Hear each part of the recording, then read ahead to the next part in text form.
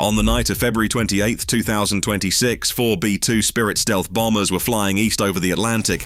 They had departed Whiteman Air Force Base in Missouri hours earlier. The aircraft tracking community would eventually identify them by their call sign, Petro 41. Iran's air defense network would never see them at all. Those bombers were the tip of a much larger spear.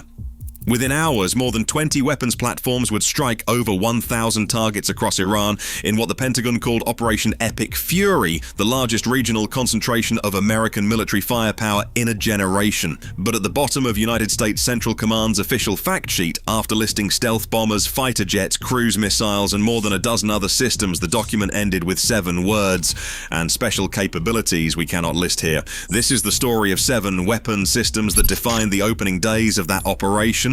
Some had never been used in combat, one had not been used in 80 years, and at least a few remain classified to this day. To understand why these systems mattered, you first need to understand what they were up against. Iran had spent decades building one of the most layered air defense networks in the Middle East. Russian-supplied S-300 batteries guarded critical sites. Indigenous Bavar 373 systems provided additional coverage. Ballistic missiles were stored in hardened underground bunkers designed to survive conventional bombing, and the Islamic Revolutionary Guard Corps operated an extensive network of mobile missile launchers that could be repositioned quickly. On paper, Iran was one of the most heavily defended countries on Earth. In practice, that defense network lasted about 6 hours. Number 1, the Lucas drone. If you had walked across the tarmac of a US military base in the CENTCOM operating area in late November 2025, you might have noticed something unusual sitting among the other aircraft. A row of V-shaped drones, each roughly the size and shape of something you had seen before, but painted in desert tan instead of olive green. Those were Lucas drones, and they looked familiar for a very specific reason. Lucas stands for Low-Cost Unmanned Combat Attack System, but the name undersells the story behind it. These drones were reverse-engineered copies of Iran's own Shahed 136, the same weapon that Russia had been launching against Ukrainian cities for years, and the same design that Iranian-backed militias had fired at American bases across the Middle East. The US military had gotten its hands on captured Shahed airframes. They studied the design and identified its strengths, so they brought in SpecterWorks, a small engineering firm based in Phoenix, Arizona, to build an American version. SpecterWorks built an American version that cost roughly $35,000 per unit, a fraction of the price of a Tomahawk cruise missile. But the American version came with upgrades Iran never built into its original. According to defense officials, the Lucas platform features autonomous coordination capabilities, anti-jamming systems, and a mesh network called Music that enables swarm tactics. Multiple drones can communicate with each other in flight, adjust targeting dynamically, and operate in contested electromagnetic environments where GPS might not be available. Task Force Scorpion Strike, the unit created specifically to operate these drones, had only existed since December 2025. It was led by US Special Operations Command Central personnel and had conducted its first test launch from a Navy littoral combat ship just weeks before the operation began. On February the 28th, CENTCOM confirmed that Task Force Scorpion Strike employed Lucas drones in combat for the first time in history. The irony was not lost on anyone. Iran's own drone design, the weapon it had exported to Russia and its proxy forces across the region, was now being launched back at Iranian military targets by the country Iran considered its primary adversary. CENTCOM's statement captured the moment in a single sentence. These low-cost drones, modeled after Iran's Shahed drones, are now delivering American-made retribution. The strategic significance goes beyond the symbolism. For decades, the US military relied primarily on expensive precision munitions, things like Tomahawk cruise missiles at $1.3 million each, JDAM guided bombs, and Hellfire missiles. These weapons are extraordinarily effective, but they are also extraordinarily expensive to produce in large quantities. The Lucas represents a fundamental shift in thinking. At $35,000 per drone, the US can field dozens of Lucas platforms for the cost of a single Tomahawk. In a prolonged campaign requiring thousands of strikes, that math changes everything. Defense analysts call this concept affordable mass. Instead of relying solely on a small number of exquisite weapons, you flood the battle space with large numbers of cheaper, expendable systems that can overwhelm defenses through sheer volume. It is the same strategy technology Iran itself pioneered with the Shahed program. And now the United States had turned Iran's own playbook against it. But cheap drones can only do so much against hardened underground bunkers. For that, the Pentagon needed something far more expensive and far more invisible. Number 2, the B-2 Spirit stealth bomber. The B-2 is not a new aircraft. It first flew in 1989, but what it did during Operation Epic Fury was something no other weapons platform on Earth could replicate. 4 B-2 Spirit bombers launched from the continental United States, flew across the Atlantic, struck hardened ballistic missile facilities deep inside Iran, and returned home. The entire mission lasted roughly 34 hours, sustained by multiple aerial refueling contacts with KC-46 Pegasus tankers staged at Lejay's Air Base in the Azores. The targets were not soft. Iran's ballistic missile infrastructure includes facilities buried under reinforced concrete and, in some cases, carved into mountain sides. During Operation Midnight Hammer in June 2025, B-2s had used the GBU-57 Massive Ordnance Penetrator, a 30,000-pound bunker buster, the largest conventional bomb in the American arsenal, to strike Iran's nuclear enrichment facilities at Fordow and Natanz. This time, the weapons loadout was different.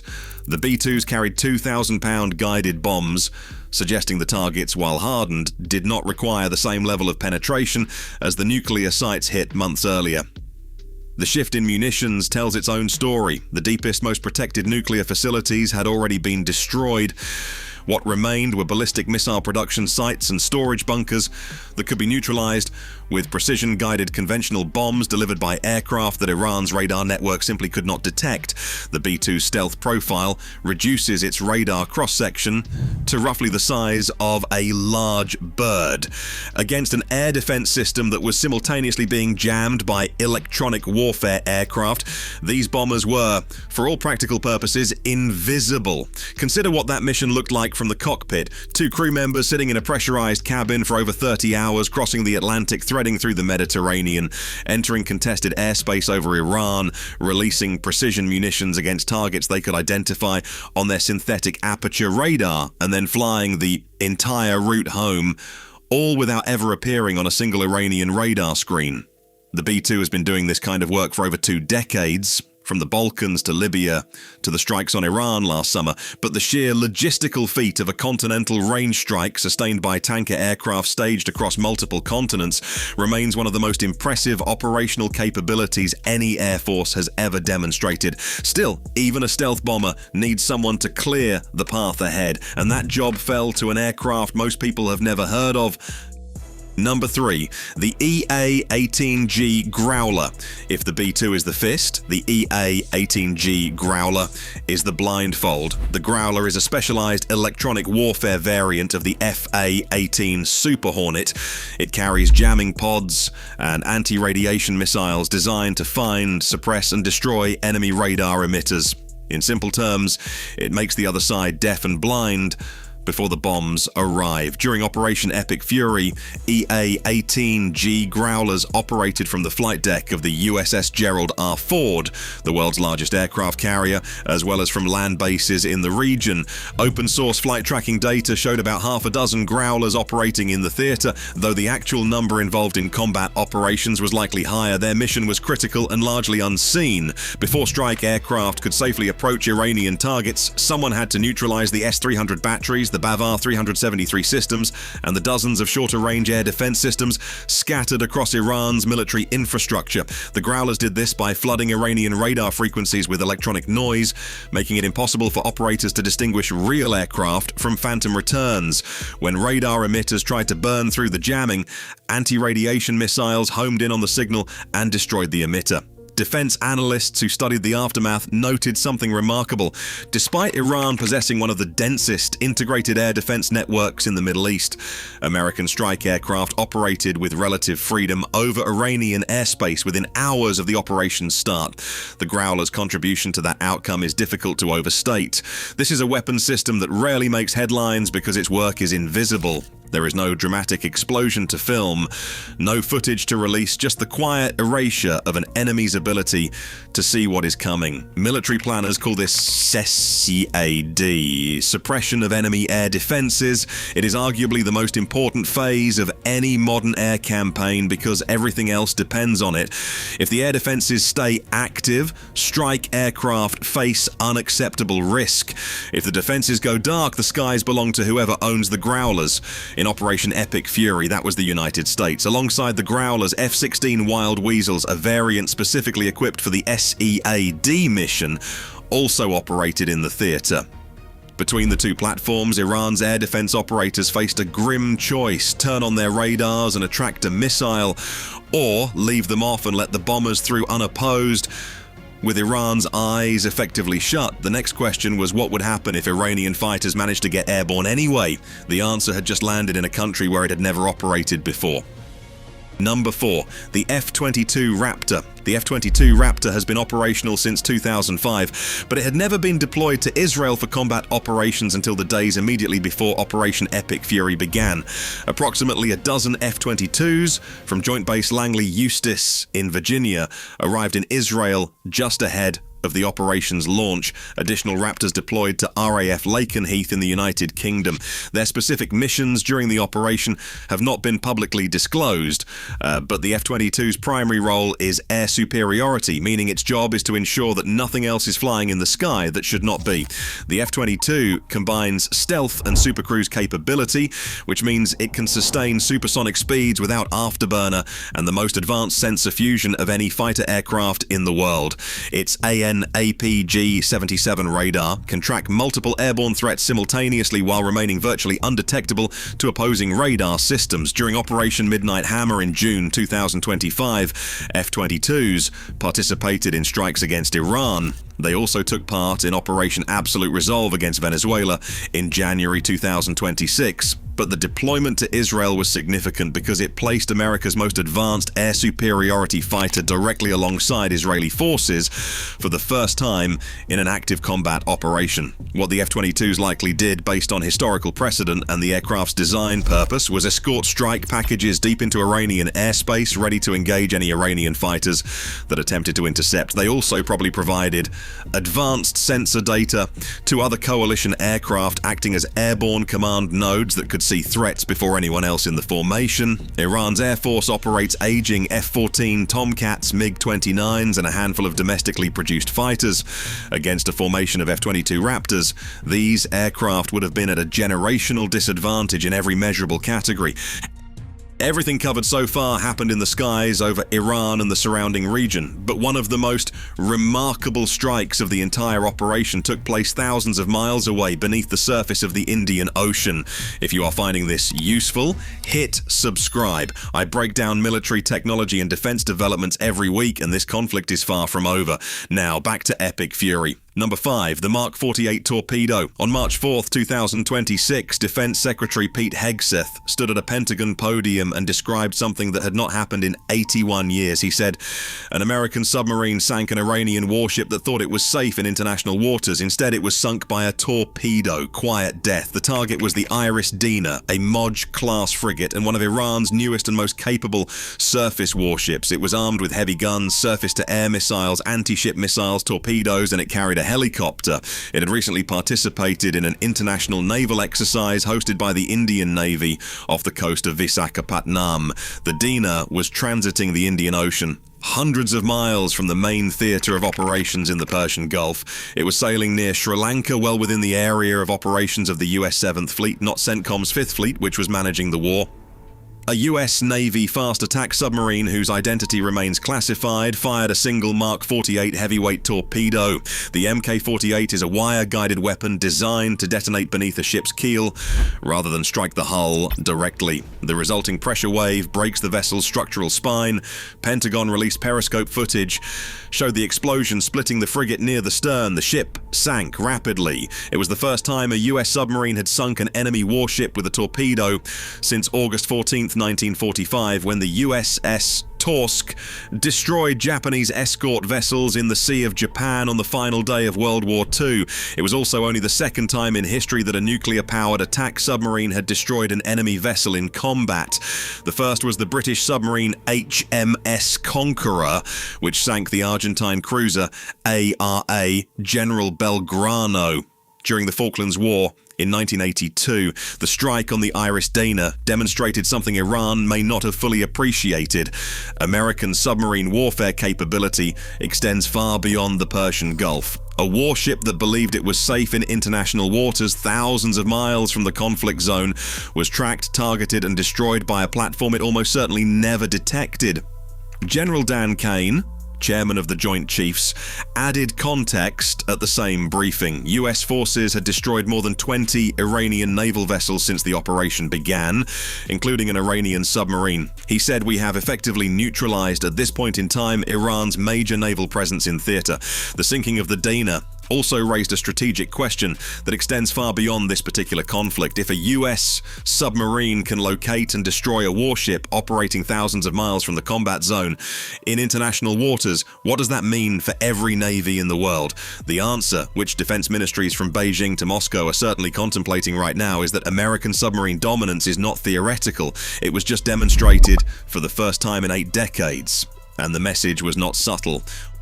While the US was projecting force across multiple oceans, the Iranian military was not sitting idle.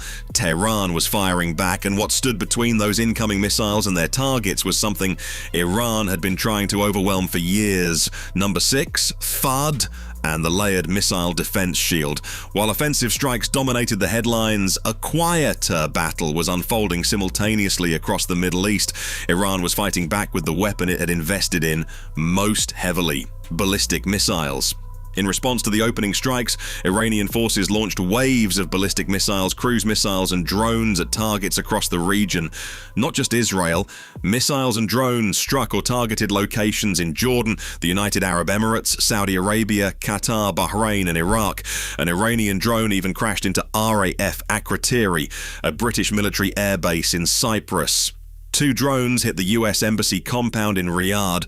Standing between those missiles and their targets was a layered defense system anchored by THAAD, the Terminal High Altitude Area Defense System. THAAD is designed to intercept ballistic missiles during their terminal phase, the final minutes of flight as they descend toward their target. It uses kinetic energy, meaning the interceptor physically collides with the incoming warhead at extreme speed, rather than relying on an explosive proximity detonation. Working alongside THAAD were Patriot PAC-3 interceptor systems, which handle threats at lower altitudes and shorter ranges. Together they created overlapping defensive layers. THAAD caught the high-altitude threats. Patriot caught what came in lower. Counter-drone systems handled the slower, low-flying Shahed-style attacks. The results spoke for themselves.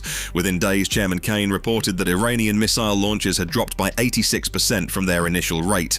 The combination of offensive strikes, destroying launch infrastructure, and defensive systems intercepting what did get launched created a devastating 1-2 punch that degraded Iran's retaliatory capability faster than most analysts had predicted. For the service members stationed at bases across the Gulf, that was not an abstract capability. It was the system standing between them and an incoming ballistic missile traveling at several times the speed of sound. 6 weapon systems, all publicly confirmed by the Pentagon, but the most intriguing part of the entire CENTCOM fact sheet might be what it chose not to confirm. Number 7, the capabilities CENTCOM won't name. The official CENTCOM fact sheet, released on March 1st, listed every weapons platform deployed in the first 24 hours of Operation Epic Fury. The list ran long: B-1 and B-2 bombers, F-15s, F-16s, F-18s, F-22s, and F-35 fighters, A-10 attack jets, EA-18G electronic warfare aircraft, Lucas drones, Tomahawk missiles, Patriot and THAAD interceptors, MQ-9 Reapers, HIMARS rocket systems, nuclear-powered aircraft carriers, guided missile destroyers, RC-135 reconnaissance aircraft, P-8 maritime patrol planes, and C-17 and C-130. superiority cargo aircraft.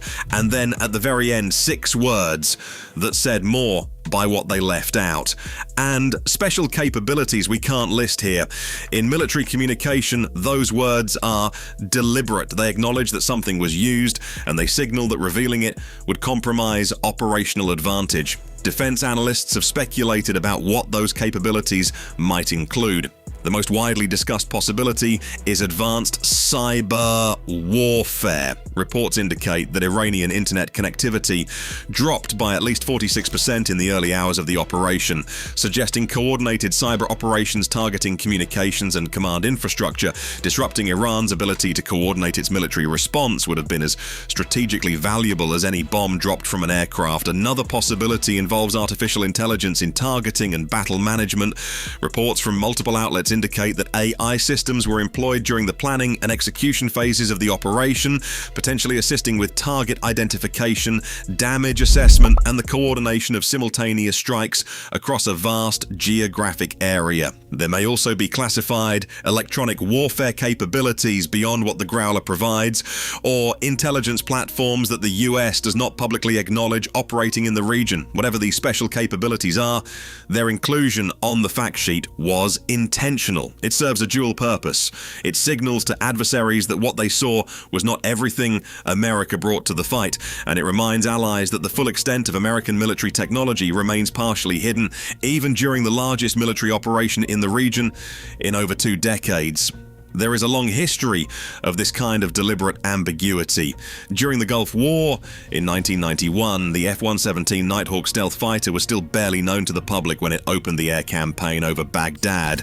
The existence of the RQ-170 Sentinel stealth drone was only confirmed after one crashed in Iranian territory in 2011.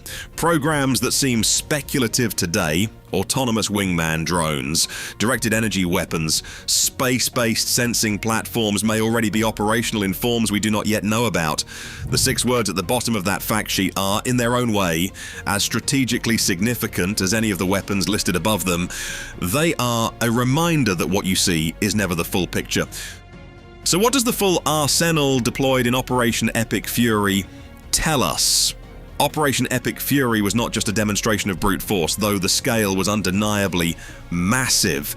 It was a demonstration of how different generations of military technology, some brand new and some decades old, can be orchestrated into a single campaign that operates across every domain simultaneously. Stealth bombers designed in the 1980s flew alongside drones that existed only on paper 18 months ago. A submarine capability refined over 70 years of Cold War development was used for the first time since 1945. Electronic warfare aircraft blinded defenses so that 5th-generation stealth fighters could operate freely, and a missile defense shield assembled from multiple overlapping systems protected forces across half a dozen countries. Each of these systems was impressive on its own. Together they created something that was more than the sum of its parts.